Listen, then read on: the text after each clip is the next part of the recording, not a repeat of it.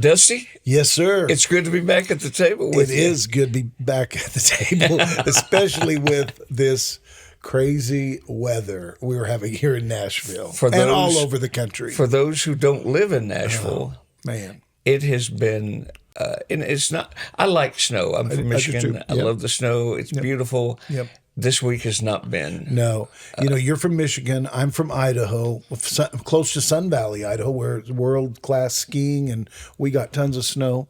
But down here in Tennessee, We get ice. we get ice on top of snow. Black ice. Yeah, and I have fallen several times, and I've slipped, and but I'm alive. And so are you.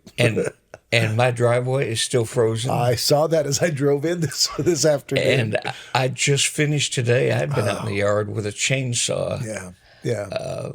And we talked about hiring somebody to come do it. And there are so many friends that we have that now it's 5 days after the storm. Yeah. And they still don't have power. No, and I felt like even if I could find somebody to do it, I want to get out and just try it. Yep. And so I've spent all week. That stack out there, you have a lot of firewood or something, or hopefully they'll take it away. You're welcome to load your car that's up as you exactly leave, because right. I'm not moving it again. No. It's been a crazy week. Cold, school's been out, but here we are. And you know what a lot of people chose to do while they were stuck this week? What did they do? What's that? They watched our podcast. Oh, I did. I know. I did. You told me some of those numbers yesterday. I looked today. That's very cool. So thank you. Please keep sharing it. Yes. And listening to these when you're on your afternoons. Share, subscribe. Subscribe. Go to YouTube and subscribe. Press. Cindy always tells us what they need to do. She says, Ring the bell. Ring the bell. That's It doesn't exactly cost a right. thing, Yeah. but it helps us. Yes, it does. Hey, today is a real special episode for you and I. Yes, it is. We've talked about this for a while. We've got some things coming up. We've got some neat surprises that we're going to hopefully announce in the next week or so. Yep. But today, we don't have a real special guest except for Dusty Wells. Except for you, Cindy, but we did have an audience. I loved seeing Lacey. Now we the do sad have an thing audience. is, Lacey, your beautiful dog, has left from where she was just sitting and watching. So My dog Lacey, and Yes. you remember the story about her name? Yes, She yes. is named after that. For those who don't know, that is Ben Spears' middle name. which I remember I think you told that on Brian's Spears. So Lacey is probably the most beautiful dog in the world. It is beautiful and precious, but she's gone now. She's not watching this anymore, so she must be bored. So everybody I know is a little stir crazy this week. We chose this week to celebrate kind of a unique milestone. And if you've listened to this podcast at all, people that have listened, they know a little bit of our stories. They know I'm from Michigan. They know you're from Idaho. But we have a great thing in common that we've kind of known. We've known we both started in this business, or whatever you want to call this, even though we grew up loving music and doing this stuff.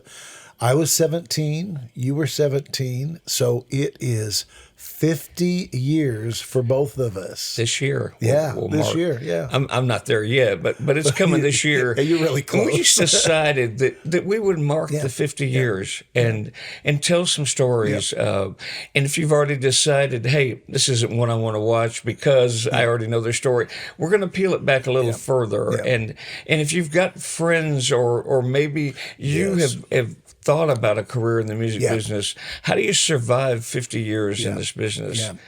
And so there's some tidbits of information. There's some great stories. Great stories. Some of them maybe we can share. Yes, a few. A little bit of knowledge. I said a little bit of knowledge, but we are still doing this, each one of us, after 50 years, and that's.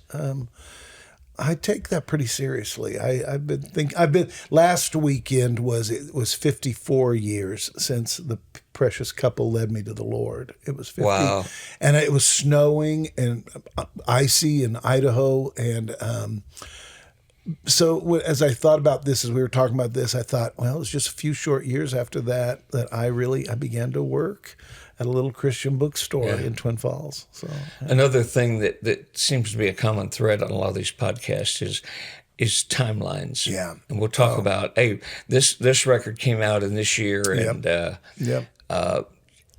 I'm one that I'm not a big party guy. I'm not a big high visibility. You know that. I'm an introvert. You are. But I have marked the occasions through the years. I've celebrated the simple things, and will continue to do that because they are reminders to me. Not that Ben Spear used to joke to Bill Gaither, and he used to say, "I don't know anybody that's played piano as long as you have and improved as little as you have." And I feel like that with my musical ability. I never was the guy on top of the mountain, and yet was good enough just to get in some doors. But the persistence is what has kept me at the table. I believe that. It's so funny you use the word persistence, because that is one of my favorite words. And one of the things that I've said about people who are want to be in the music, but I say you have to be very passionate. You have to be willing. And I always say you always have to pursue with passionate persistence. That's my big. And passion is the other word. It is. And that's because I knew I loved music as a kid. I remember in fourth grade singing "Born Free," and I thought, think about that song, it was "Born Free." Yeah. But I loved that song, and so they asked me to sing with the little choir in grade school. And music was just, I loved listening to music. And so then when it hit, and I came to know the Lord, man, music became my greatest passion. And they say it's a way to pray twice. I believe if the music is real. I believe that. I believe that. There was a group, I should know the name of it, but there was a group that put out a record years ago called Free, and they had to take it off the table because people kept picking them up. Okay, that's fun. Okay, so you were born free. Had you ever heard that story? No, but I think that's awfully funny. Okay, that's funny. So be careful what you title your record. That's true. Of course, there's been some records that probably deserve to be free. There was a guy that used to write at Benson, and he did a solo record, and he called it. He had a song in there that he wrote called "Song of the Year," so that he could put on the cover of it featuring "Song of the Year." Okay, that is funny. Funny story like that. I love that. I love a lot of literal people in our business. Yes, there are. So 17, and I've heard the story about you going to the Dottie Rambo, and saying this, and then she kind of. So how do you get from there to Nashville? Well, I've told the story. Went to the Rambo's concert because they were my huge influence, just like the Spears were a huge influence for me. I got it in first, or you brought up the Dottie Rambo thing anyway. I did. So, I went to their concert. Levon was great with child. She was 9 months pregnant. It was 42 years ago, and I sat on the front row, bought a ticket. Me and Levon, her brother and sister-in-law, and afterwards went up to her and Reba, who just so happened were not at the record table, which they always, every time I was with them, that's where they were at, as our careers were intertwined. And I just went up to her and I said, Miss Rambo, I love your music, blah, blah, blah. And, I was probably the biggest nerd they'd ever met. And she looked at me, she looked at Reba, she said, Reba, what I had said at the end of it said, and one of these days I'm going to work for you. I still get goosebumps when I feel this story so real. And she turned to Reba and she said, Reba, do you remember me looking back when we were standing backstage when they were introducing us? And she said, what did I tell you? She said, that kid is supposed to be a part of our ministry and our lives. Amazing. And you know what? We exchanged. You didn't have cell phones then. You didn't have, but emails. You didn't have electricity when you were 17. Well, we did have a little bit, but we exchanged phone numbers. And within a couple of weeks, I got a call from Buck or Donnie. I think it was Buck called first and said, hey, I'm having some dental surgery. I mean, think about this. They don't even know me. But they call. He said, I'm having some dental surgery and I need someone to fly to Austin, Texas and to be with Dottie and just make sure she's taken care of. And and I did. I mean, I was 20, 23 or 24 years old, young. And that's a big deal. She was at the height of her. I mean, she had won at that point. I think "We Shall Behold Him" was just coming out. It had just, because they were touring the Rambo reunion record, and they had sung it first, and then Sandy got it, and it was huge. And I always loved being around people. I still do. I'm not shy. Really, I had not noticed that. But I remember I just took ownership, and because that music had impacted my life so greatly. And from there, within a couple of weeks after that, we had Stephanie. I got a call from Billy Ray Hearn and Bill Hearn from Sparrow. I was a music buyer at that point for a chain of 8 stores in Portland, Oregon.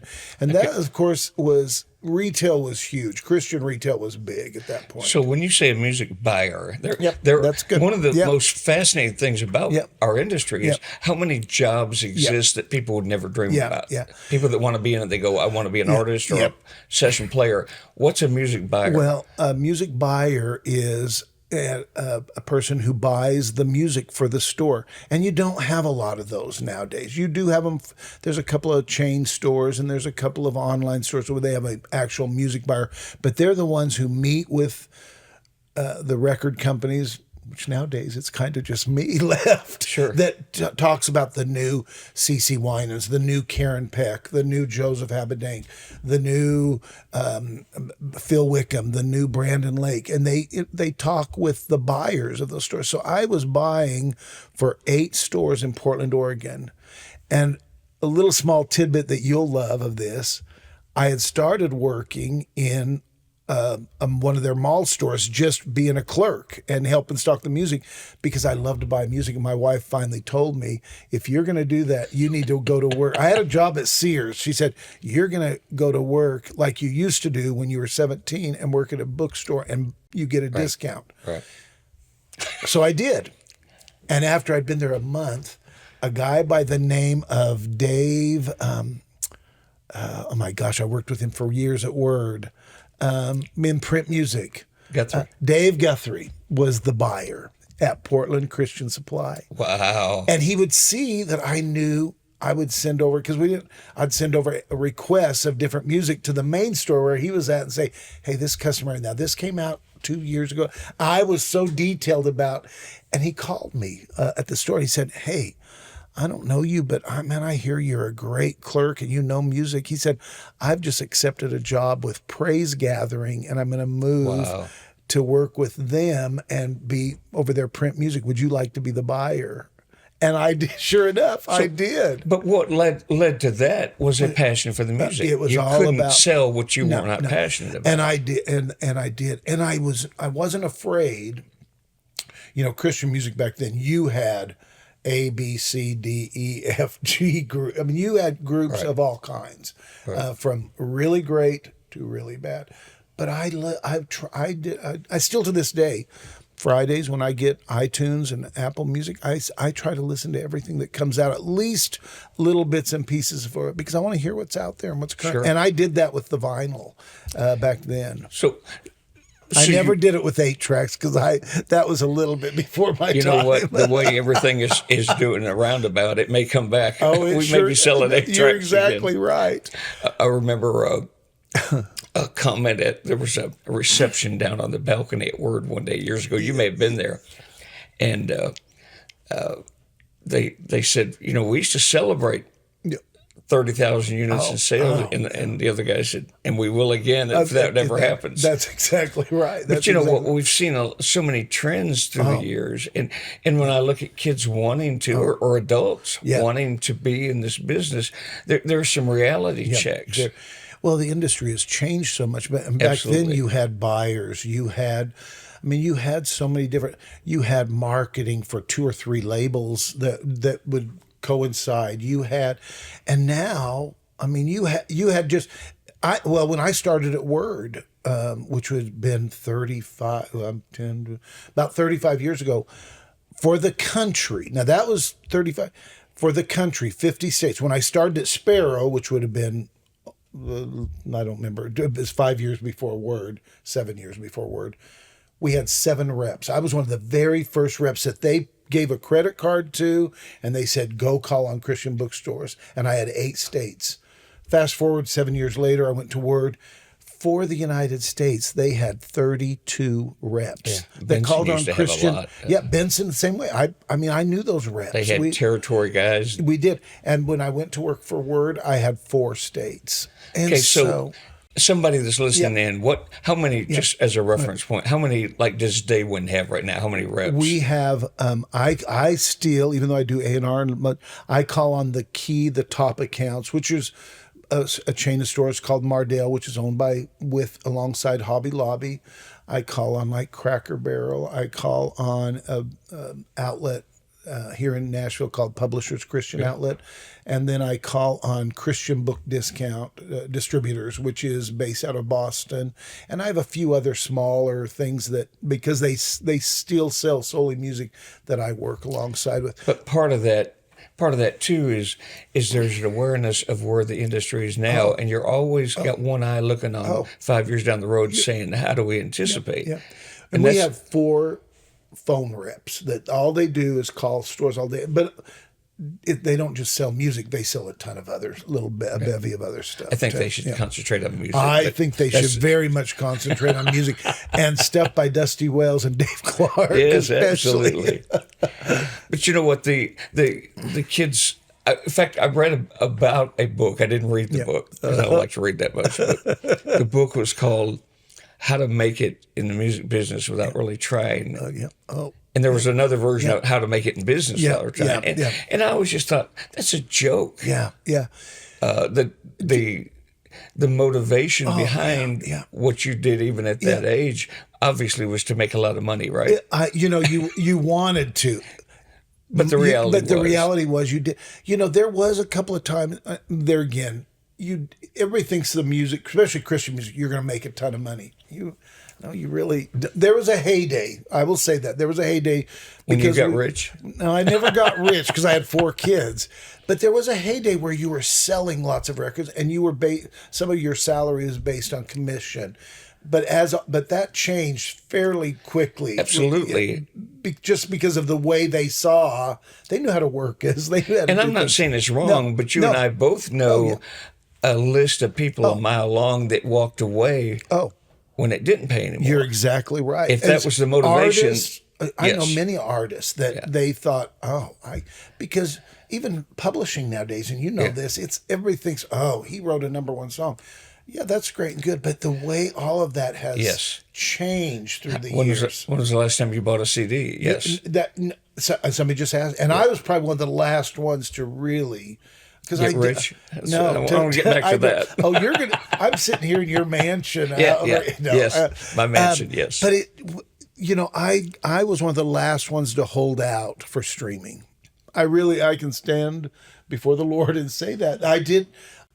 Because I really loved the physical part of picking up that CD. You and I've talked about this. Man, I read the liner notes. When we went down a couple of weeks ago to the Gospel Music Museum, how many things those records did we pull up and start reading the lyrics and the liner notes and everything? Yes. But, the streaming world has changed all of that for everybody. Yes. And I'm not saying that's good, and I'm not saying it's bad. So but it's the different. options are, you say, I can walk away and get on with my life. I remember years ago, there was a label, and the reason I knew this story was because we had written what was going to be title cut of a new artist coming out. They'd worked a year on the record. The day the record was released, the label went under. Yeah. And I said to their manager, so what are they going to do now? And he said, and again, I'm not saying it's wrong, but it was very honest. He said, they're going to get in a room and decide what they want to do with their lives. And I said, wait.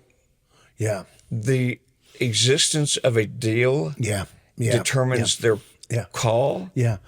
And you and I both know, you as a songwriter especially, you're always wanting to write your best songs. But I think, Dave Clark, you've never written just to be thinking about a #1 song. No. I mean, it's not. It's that probably crosses your mind if this is a great song.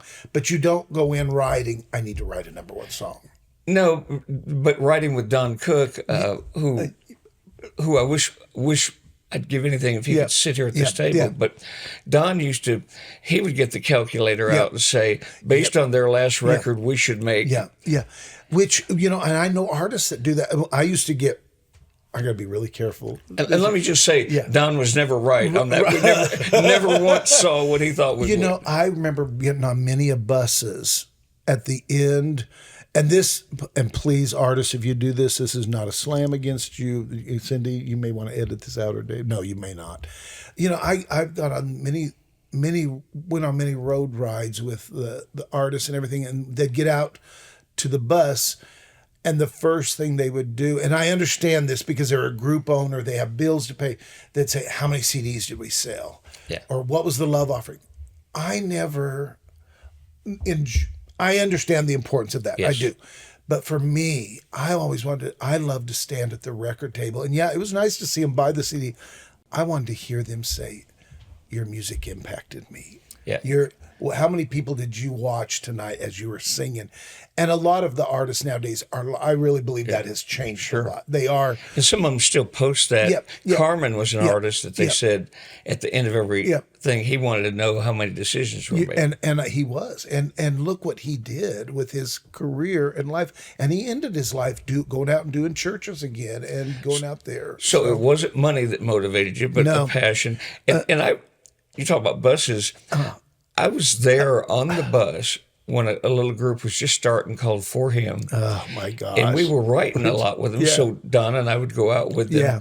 I remember being on the road with them one weekend, and they had a new bus, an old bus, but there was no furniture in it yet. They had mattresses spread in the back of the bus. And I remember a couple of them were over there with a calculator, and I finally said, what are you doing? So we're trying to figure if we've got enough money to buy our own sound system. Yeah. Man, those days, I've heard. How bad do you want it? Yeah, is the question. That's right. And the other thing I want to say to young kids wanting to break in is not only how bad do you want it, what are you willing to risk? Yeah. And that doesn't always mean financial. No. Well, you and I both know, and even to this day, I look at some of these groups that are out on Winter Jam, some of these opening artists, or they'll get in their car and they'll follow those big luxury tour buses so that they're not at the place where they can afford a tour bus, but they go out. Or you see some of these opening artists, those are the ones that really inspire me. Is they're willing to get in their car. They don't have a bus. They're willing to get into a van and go, and that's happening more than we all think it is. Sure. Not everybody has a great tour bus. You remember Allison Spear's story about she got in a car and drove to somewhere to sing for nothing, and Squire Parsons was... It's one of my favorite stories. Yeah. It was just one of my favorite stories. Dottie and Buck as the Rambos. I mean, and I'm sure the Spears were the same way. They'd get in their car and they'd pack their little suitcases in the back in those early days when it was just her, and Reba would sit in the back seat and they had another singer. I think Lanny Wolf was the one that told us he got in a station wagon with him and Marita and Dave and two little kids in a station wagon with all their stuff, and they'd go out for 4 and 5 and 6 days traveling and singing. It's you do what you do what you're called to do. You do what you're called to do, and you can't outrun a call. No. But if you don't have a call, So let me say something that's probably will be offensive to some, but I hope not. I think when COVID happened, it led to a bit of a purging in our industry. I definitely think so. Because you couldn't afford to do that. You couldn't afford to wait it out. We didn't know how long it would be. No. And so those who were on the edge of maybe even why they... what was the motivation? They went and found other things to do with their life. And you look at people like Karen Peck, who her kids found other things to do. And they really, I think, I was thinking about this. That's so interesting you say about COVID, because I remember seeing the people that would do the Monday nights in their living room. Right. With no lights, barely a sound system. you'd see them go and do drive-up churches, but they didn't take their bus. They took a car and they drove up to the front of a church and set up whatever they could, and they'd do outdoor they made it work. But it has to be a call. It has to be a passion. It does. I remember taking our son. I hope he doesn't mind me telling this story, but we were going to Lee University for what they called Lee Day, I think, and he was going to look at the college. He'd already decided he wanted to go there. And I said, so he was still in high school. I said, so Sam, what do you think you're going to major in? He said, well, music business. I said, really? He said, it just makes the most sense. And I said, wait, wrong answer. Yeah. He said, well, I've grown up around it and I understand it. And I said, yes, you do. But what would you pursue if I didn't do what I do? And he didn't bat an eye. He said, marketing. So, and I said, let me give you some advice. My passion won't sustain your career. Yeah. Man. And he never looked back. And he graduated 4 years later with the marketing award for Lee University. And is now, oddly enough, marketing director for a music company. Which is absolutely great. But it is, I didn't have the luxury. There again, I didn't know there was such a thing as music business. Right. I knew what music had done for me. And I got in. I mean, I think back to when Billy Ray and Bill called me. They said, "We hear you're a good music buyer up there at the store where I've started a record company. It was Sparrow Records." He said, I want to hire some reps that will go out and call on Christian bookstores and talk about our music. I thought, wow, this would be so cool. This is what I'd love to do. I've never been to, I went to Bible college for a few months. And you know what they told me? I've never told this story. There are two testaments. After I was not a good student, but they told me, they said, Dusty, you're more interested in music. That's what you need to pursue. Yeah. So I've made a great, this is what I do. And I still love it. And I'm passionate and crazy about it. But the passion, again, will drive you through the COVIDs. It will drive you through the things that you don't understand. And when people walk away, they did the right thing. Yeah. You're exactly right. And I've seen some of those artists, and they're excelling at what they're doing. When a lot of the Christian record companies, for those of you that don't know, they all started out with great distribution. They had reps that were on the road. They had marketing people, which a lot of them they do have marketing people. But when Curb, where I'd been 25 years, 9 years ago, going on the 10 years, when they came to me and they said, hey, there was 5 of us left. Started out with 27 reps. There was 5 and only 2 of us were reps. So they said, we're going to close distribution, but you guys have been great. We'll help you with whatever. And I got asked if I wanted to do a couple other things in the company that involved country music. And that's just not what my heart, nothing against country music. And they said, I dealt with New Day, Daywind, and I was so fortunate and blessed that they negotiated and offered something. But there was a period of 4 months that I thought, I'm going to go do something else. Yeah. And I would go home and I would look up at my gold records that I'd help them. I got them for helping with sales. I'd look at, because I keep everything, I'd look at old marketing reports. I would look at my journals where I talked about, I had a bad sales day. I still had that passion that I wanted to keep doing what I was doing. I'll tell you what I love about your story is we got to spend some time around your kids in the past year that I had never met. Yeah. They have such a deep appreciation for the music. And if you were like a lot of people that we both have met through the years, they would have been bitter and jaded and could have been. And you and I both know, because we've seen a lot of it. We've both seen and experienced a lot of that junk. But I just never do. I mean, you hear about some of the controversy and the stories are going around our industry now. I just don't even think. I think, okay. It does not weigh me down for the most part. And there are so many so many things that when I hear you talk about, well, this guy called me, this person called me, what I think as a guy who's hired people through the years, I, I, I always feel like, give me somebody that's got a passion for something. I can teach them what they don't know. And that's when, the older we get, and of course, we're not really old. We're very young, both of us. Both of us. We really are. That's one of the greatest things that I want to do and help. I love the idea of mentoring. Sure. Whatever you want to call it nowadays, counsel, whatever. That's where I get some of the biggest joys, and I know you do as well. Absolutely.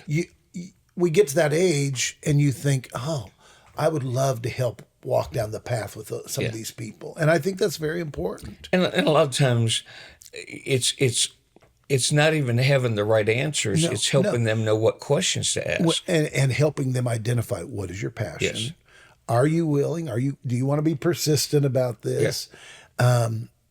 I think that's when you get in and you study that out. And for me, mine is a little bit different than yours, but I still am such a huge fan of great songwriters and great songs, because that's what begins this whole We industry. could hardly have taken more opposite roads absolutely. in life, Yeah. in music, and Yeah. even what we do in the industry, and yet here we sit. Yeah, and Dave, we're still doing it.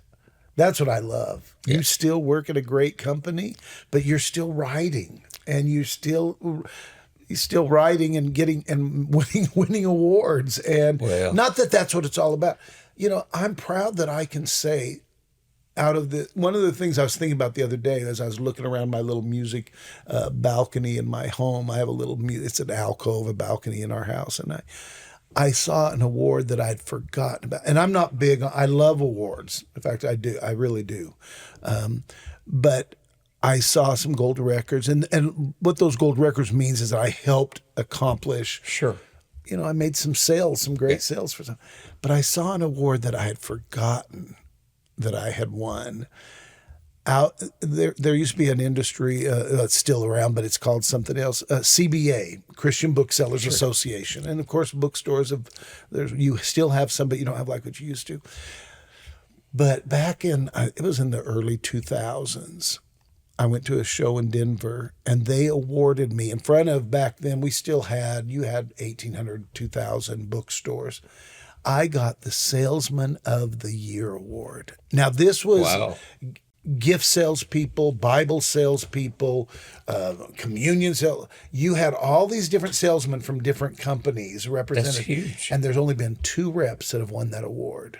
Wow. And I was one of those reps, and I thought, that's why I do. It's not why I do what I do, but all I could think about was, as I looked around and saw the stuff, I said, I helped put some music out into the hands of some people that needed it like no I matter did. what chair you're sitting at the table in our industry, you need to know that you're making a difference. And that keeps me passionate every day. For Don Cook, he had them surrounded. And I asked him one day, I said, so how many of these number one plaques you... And he had a great answer. He said, the reason I hang those up is when I walk in on days that I don't think I can do it, I look up at the wall and I say, I did it then, I can do it today. And I love that. I've never heard you say that about him, because everybody says, well, you have all these little knickknacks and little things. It challenges me to keep, I know why I do what I do. I love what I do. This week we had just 2 days ago, Bill Reeves, who I worked with, he runs David C. Cook, Integrity. He's had an incredible career. I in my little office at work, I have a sign, a green sign. I don't even know if you've seen it. It says Collingwood Circle, and it is a street sign. 2 years ago, I went to Idaho. And because that's what I always talk about, 17 Collingwood Circle. That's where the couple led me to the Lord. That's where they entered, and that's where my heart began. I worked at the Christian bookstore, but I lived at 17 Collingwood Circle. I may have not even told you this. So my sister and I were visiting my mom, who lives there in Twin Falls, and they'd torn down the house. It was owned by the Twin Falls Housing Authority. They'd torn down our house. But I saw they had the other street signs and everything. So I went to their office and I asked the lady, I said, I walked in, I said, hi. I said, I know you don't know me, but I lived here. I grew up here. I've lived in Collingwood Circle. And I said, my name is Dusty Wells. And she said, of course we know who you are. Now, Twin Falls is a very small state. She said, you're one of the good stories that came out of the Twin Falls Housing Authority. And I said, well, I'm going to ask a dumb question. Do you know if they have the Collingwood Circle sign? And she said, oh, I doubt it. She said, that's been torn down for about 10 years. And I said, well, if they ever find it, I will pay for it. That's awesome. And about 2 months later, it came to New Day Distributors in a big box and a little note. And she said, I was digging through the garage where we keep the lawnmowers and all this stuff. Great. I found this sign. She said, thank you. She said, we are proud of you. I mean, yeah, that's so pretty it's cool. in my office, and it reminds me every day. Yeah. Man, I have still a picture of me standing on a porch, and it's about 5 minutes from here, holding my first royalty check. See, I've driven by there probably 10 times over the years, and I go, someday I want to go. Yeah, was it your first house? Was it? It was where my house? parents, when they moved down here, it's where they lived. See, and you know what? That was a big deal to get a check, to get money for what I would have done anyway. You're exactly right. I would have somehow, I believe, even if I would still be doing this, I would be doing some kind of helping, because music was it's still such a great passion of mine. There's a great story about Jimmy Fortune, who when he's in town, he sits and plays guitar with all his friends in his living room. Which I think is amazing. Working on his book, one of the guys that knew him early on said, if it wasn't for this thing happening, he'd still be playing Holiday Inns in Virginia, because he just loves the music. And you know what? When you see some of these local groups and they're doing that, still doing it. They're doing it no matter if they have a record, especially you see it in Nashville a lot. Yeah. They're going to sing no matter what. Even if they have a record deal. And I do love that when I see a Christian artist. And I've seen many Christian artists. Jason Lovins. I could name a dozen artists who are out there traveling. You just named one. Now you got to name a dozen. I know. I knew you'd say that. Do you know that I'm Jason's publisher? Do you know that? I did not know that. But Jason is out there busting his rear end. He's out there and he would do this no matter what. And he's as talented as some of the other people. And the thing that a lot of people... I did not know you were his publisher. Are you really? I got stuff going on, man. Okay, that makes me very happy. Makes me very happy. But you know what? The thing that is hardest to explain to people who want to be part of the music business is that time invested doesn't guarantee success. Yeah. No, not at all. And that's why the streets in Nashville are littered with amazing, talented people. And you, as a songwriter, and me, is what I do. We've had those dark days in our careers too.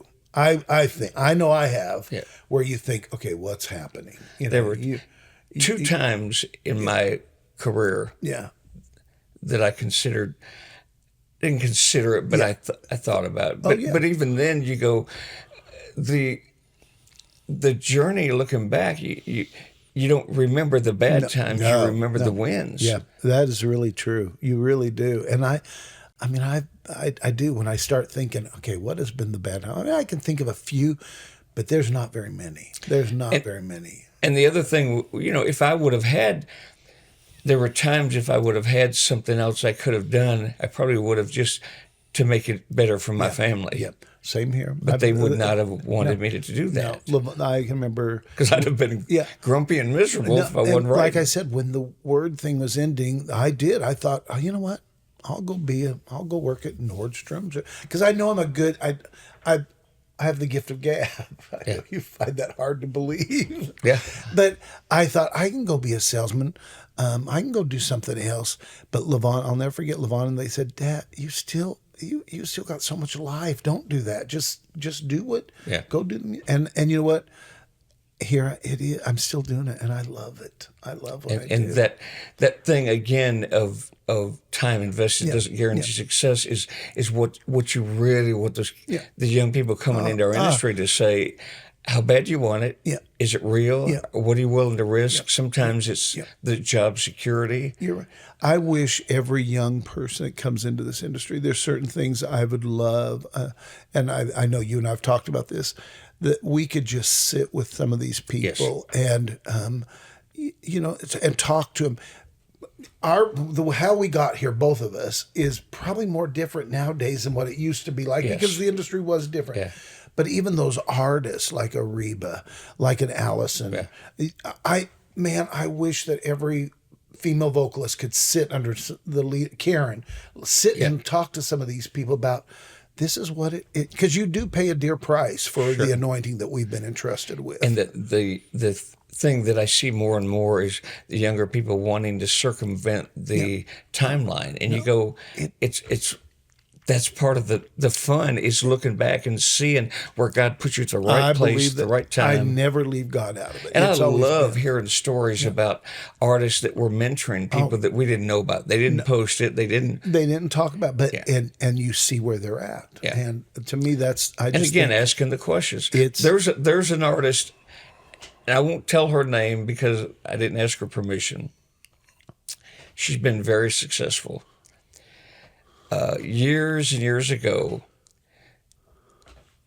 my sister was married to a youth pastor in Atlanta, and she called and she said, David, I've never asked you this before, but we got a little girl in our church that I think has got something special. Mm-hmm.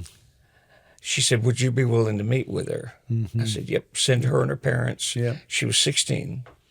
They came to the office, and I asked her questions. I said, now, what makes your story unique? Yeah, yeah. She said, some answer. Well, what makes you different? What? And all these questions. And I said, now I don't want you to answer these yet. I want you to go home and think about them for a few months, and then come back. So she came back with her parents. It was 6 months later, and she had some answers for me, which obviously weren't for me, but they were for her. Yeah, yeah. So I said, she ended up moving here. She started. She'd call and say, so and so asked me to sing in a backup group. Do it. Yeah. So and so asked me to do it. Network build. This guy called, and now this label's called, and they want to do a duet and blah blah blah. And ended up, she signed a solo deal with a major label, and she invited me to the listening party. I went to the listening party, and I didn't recognize anything about, and the thing I kept trying to drive into her mindset was, if you don't define yourself, the industry will define you. Yeah. And you may not get a second chance. No, that's so true. So true. And you so she stayed true to her call. She ended up, I see her at GMA Week the following year, and she said, hey, I have a new record coming out, and you're going to like this one. And I said, I never said I didn't like the other one. She said, this one is me. Well, you know what? I can't change. I can't make doors open. And people will call periodically. And you get them too. We want advice. And you say, here's some advice people gave me. Yeah. And I remember a guy telling me, I don't have enough motivation for you and I both. Well, that was a pivotal moment for me. Wow. And the things you do along the way, I played on the road. I taught publishing. I produced records. Right. But I didn't do it as a means of something else. I did all those things as a means to being a better writer. And see, I love that. And that's the truth. You do a lot of things. I mean, I do tons in the distribution company. You help with mail outs. You help with calling radio stations. You do a little bit of everything, because that's where you learn. And that's why I steal 67. I think the other day when I was looking at different, I think I'm the last guy that really still goes out and physically calls on Christian bookstores with music and make. I bet you are. We have telesales reps. You have a few of those, but I don't think there's anybody else that goes out and stands in front of the buyers and talks about music. I'm going to a retail show this weekend where I'll be in front of 150 music buyers. I mean, as far as stores, but they buy other stuff too. I think I'm the last standing. That wouldn't have surprised me at all. But you know what? I still wake up thinking, I want to do this the rest of my life. Yeah. I want to help. And I know you feel this way. I want to help others understand this great calling that we have and how important it is.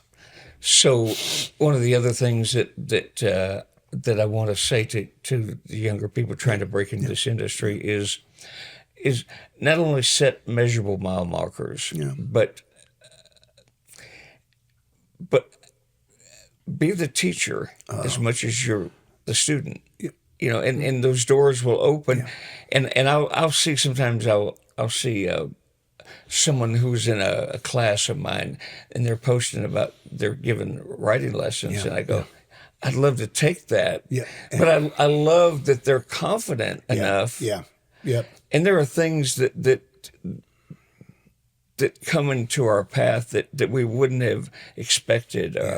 Brock Spear, who's gosh, he was a wise man. I know he was. You wouldn't know it by his son, but Brian, if you're listening, I'm so sorry. But Brock used to say sometimes we'd be out there for so many days in a row, and Brock had a saying that he'd say sometimes. He'd say, "Don't ever forget that you need the church more than the church needs you." And what he meant by that was, Brian and I were messing around in the parking lot or something. It was, hey, take this seriously, because they could call anybody in the world. They called us. You need the church. And then I reached a point in my life where there was a situation where I felt like the church needed me for something. And man, that was a whole lot harder for me to reconcile. But again, you look back and it fit perfectly into God's bigger plan. Well, don't you think also, I mean, we did, I know we joke about the Spears and the Rambos. They were hard workers. They knew what it was like to come from humble beginnings, but even till the end of their lives, they kept pursuing and doing what they were called to do.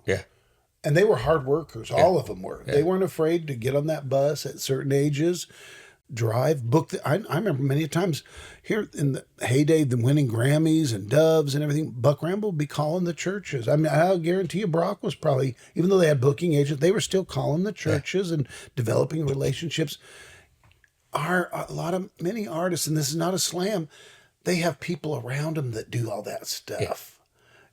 But I think the longevity that we learned was from artists that really, and I can think of artists, I could name, I think I do work with, and so do you, a lot of great artists who are still doing and living like those artists did and do. So, but I think there's some people could learn from some of that stuff from the past. Sure. And you look at their careers. Again, I would go back to how bad do you want it? And are you willing to be real? Are you willing to be you? Is it your story? And as a writer, the things I've lived, I always tried to find a way to write my story in a way that the artist thought it was theirs. No, that's funny, but that's true. That's absolutely true. I remember. I used to the concerts with the Rambos and Dottie, and especially after the TBN years, because the TBN years took them to a new place, fan wise. It was big. I mean, TBN was a huge network, still is, but they had their shows. But I remember Dottie, even when she got so sick, we'd go out and do dates, and I'd sit here I would be there and I'd say, "Now, Dottie, do you want to go to the record table?" I'd always ask her that. And she said, "Honey," and Jason Crabb quotes her a lot about this, because she told Jason, "You go out there and you meet with as many people as you can, because those are the people that buy your cars." Yes. They bought that sweater for you. They bought this. They paid your electricity bill. She said, "You thank them for that." Because I know artists nowadays, I can't go to the record table. Well, you know what? Well, I call it a record table. Dottie, in the worst of her pain, would go out there and sit I've seen Mark Lowry. I could name Bill and Gloria. They'll go to their tables because they want to see and hear what the fans. Jimmy Fortune had a line that he always said, "I'll stay till the last record is signed." Which is so, I love But that. it wasn't just so he could say that. That's who he is. That's who he is. You're exactly right. But even I've said to nowadays with artists, even, you may be selling millions, you may have streams. Go back there for 45 minutes, set a time frame, and go back there and just sit there and watch how that'll change your life. Yeah. I learned more about true artistry and ministry from sitting at that. I've always said I wanted to write a book called Stories from Behind the Record Table, listening to people's stories and finding out how they take. And then you'd also hear the artist, and you could help them with what they were doing.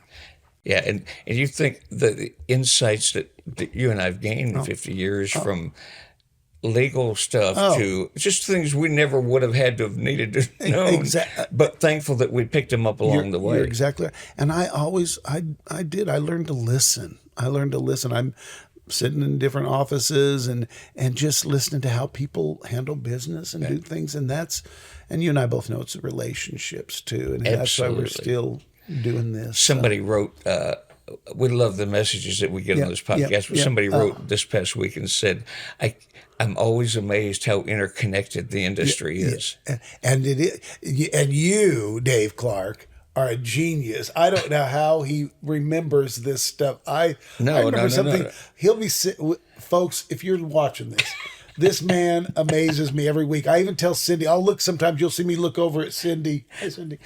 And where did that come from? Well, and he doesn't study it. I mean, you just remember things. And I love that. I'm fascinated by the stories, which is what led us here. That's exactly right. And me too. And you know what? Someday I want to do a thing for my kids about just the stories behind the songs, because every song we ever had recorded, I remember. Yeah.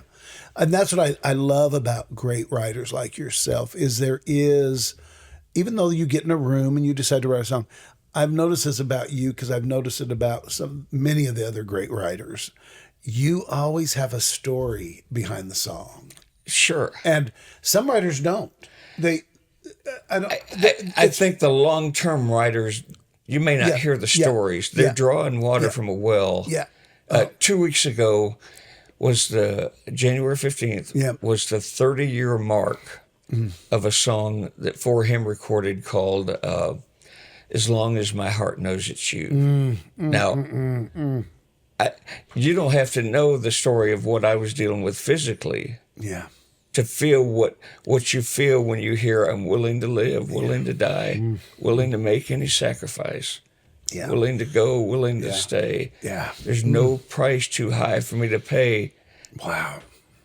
Whatever, I go through as long as my heart knows it's you. Well, wow. If you know how sick I was, great. If you don't, you still feel 2 weeks from now, we'll celebrate the 30-year mark for a song called Mercy Came Running. 30 years my gosh, from May of this year, we'll celebrate the number one, Crucified with Christ. After that, Real Thing in the same year.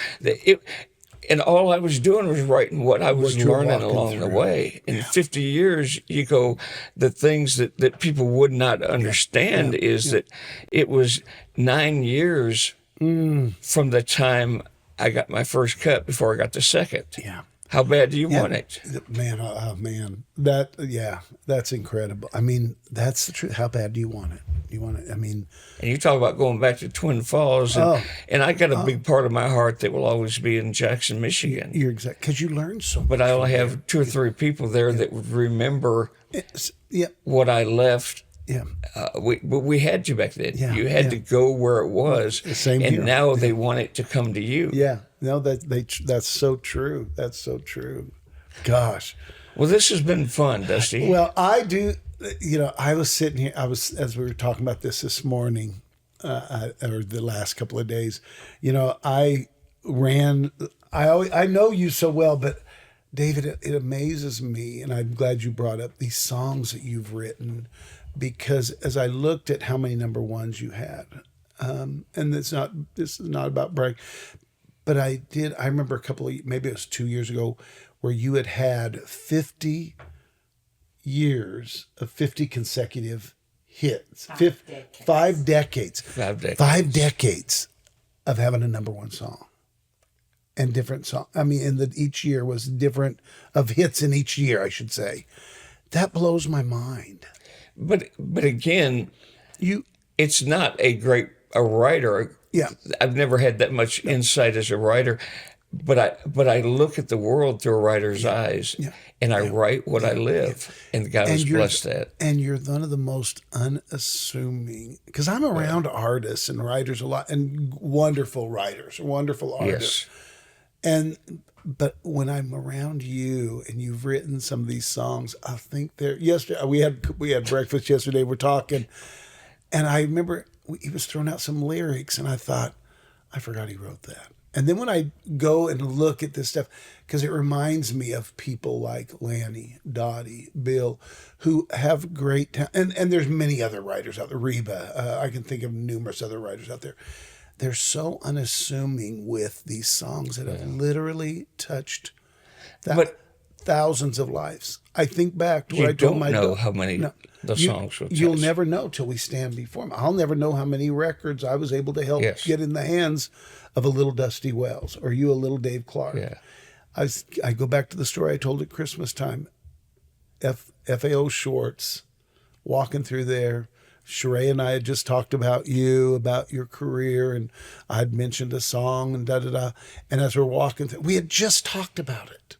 We're walking through hundreds of people in this store, and all of a sudden, here comes Strange Way to Save the World by Rascal Flatts on their overhead speaker. And I watched people sing it. I could see people sing. That's to me. That's the payoff. It's the payoff. Because it's not financial. It's knowing that, and at my age, even with Karen, recording stuff, when she's one of the few artists that will call and tell me how it went live. And, she's I need that. Yeah, she's incredible about that, and I love that. But at my age, the biggest payoff is knowing that the things that I feel in my heart still resonate with the listener. Yeah, I know that's our prayer for both. I want to leave this world of making sure people know why we do what we do and why I'm still here and why you're still here. Yeah. That's I think one of the greatest things. And you know what? There's a lot of people who need to hear that. I still believe that, and they need help. They need to refocus, and they need to look at their careers and their lives and say, okay, why am I doing this? And it's people like us. That's why we love to mentor. That's why we love to talk. We love to tell the story. That's why we love to tell the story. You're exactly right. Of all the songs through the years, if I had to pick one, it's probably not the hit. It may have been, I just don't know. But one song that is me inside and out was recorded by a dear friend named Brian Free. And it just says, I want to leave with nothing left. Oh, it's a great song. It's a great song. And okay, that's so funny that you'd say that. I mean, that's a great song. That's who I am. Yeah. I will work until God says it's time. Yeah. But when I leave here, I want to make a difference along the way, just like you do. Yeah. And God has allowed us over these decades to both find places of influence. Yeah. And I want to leave with nothing left. Somebody asked me the other day when I was talking to somebody, and they said, well, you've been a part of some huge records, named Smitty and Amy Grant. I mean, I've had the Great Division's Christmas. I mean, I've been a part of some great records. Absolutely, you have. My Utmost for His My Utmost for His Highest. They said, is there any record that you either sold or helped market? And I thought of one, just like you just thought of that song, which that's not a song I would say, it's a great song, but I would not have chosen that of what you would say. Yes. There was a record that I remember Jeff with Fair Trade Music brought to us at the Word.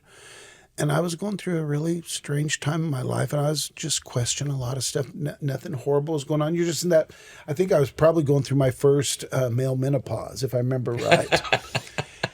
And I remember sitting Of down how with this many? record Just- of about 16 or 17 All right, at just this ask. age, you know. But it was called the artist's name, and one of my favorite artists. And I've never had a lengthy conversation with this lady, but I loved this record. Her name was Sarah Groves, Yeah. and the record was called Conversations. Wow. And she's still out there doing this. Yeah. And you know what? She doesn't have a label deal, but she's going into churches. Those are the kind of things that impact your life. And I remember the first time I heard it, I thought, this record. And I still play it when I get in those places of just questioning. Yeah. So I now have another question, then we'll end this. All right. Dave Clark. Uh-oh. So you've had this incredible career with music and da-da-da and da-da-da. What would you have done, do you think, had you choose another career? You know, Or what did you want to do? Was there a time in your life you thought about doing my something? plan B was always only to be better at my plan A. God, And he's so spiritual. I love Dave. Yeah. I would say that during, you've heard me tell this, no, not many people know this, but during COVID a few years ago, I went online and I got an application to be a chaplain at hospice. And I sat down with Cindy and we talked about it. And I said, wouldn't it be neat if the Lord let me do my whole career impacting the world at large and let me end my journey impacting the one-on-one? Yeah. It's still on my desktop. I never sent it in because God didn't let me let go of the writing yet. But I think you're still doing that. I think you're still maybe you're it's helping crossing over. artists. Yeah. You're helping the people with the lyrics. You're being a chaplain. We've never talked about this because I always said I'd probably be a pastor. At one point I thought I wanted to own a McDonald's because that was what the rich man in Twin Falls did. But I think that you're doing that. You're being as far as with the music, that music is touching people's life still. We have been blessed. And Yeah. if you're still hanging with us on this podcast, thank you. And you get to hear a little of our hearts. Go back and check out the interviews. We have been able to listen to some of the most fascinating stories, and we got some good ones coming. And we have some incredible ones coming up. So make sure you tell a friend. And I hope that our story, I think one of the things that I really want, I want people to know that if God can use these two wacky, crazy, messed up men, if he can use us, he can use anybody. And that's why we love to tell the story. Thank you so much. Yes.